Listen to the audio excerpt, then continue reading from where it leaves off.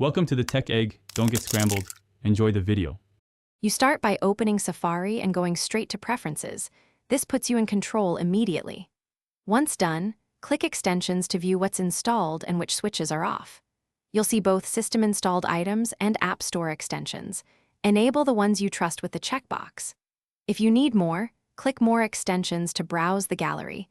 This keeps you from installing unknown software and saves time by focusing only on reputable add-ons. Now manage each extension. Toggle it off to test page behavior without uninstalling, which is faster when troubleshooting.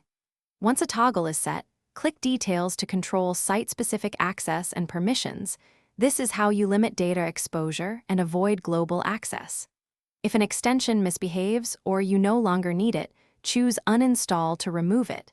Doing that cleans up Safari and prevents hidden background activity. Make sure to restart tabs so changes take effect immediately.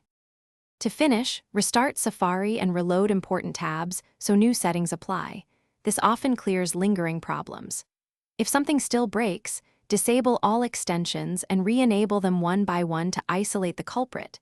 This binary approach quickly identifies conflicts.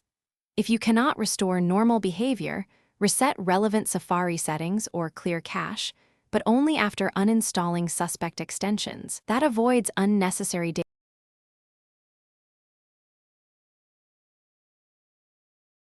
Thanks for watching. Consider subscribing if I helped unscramble your problems.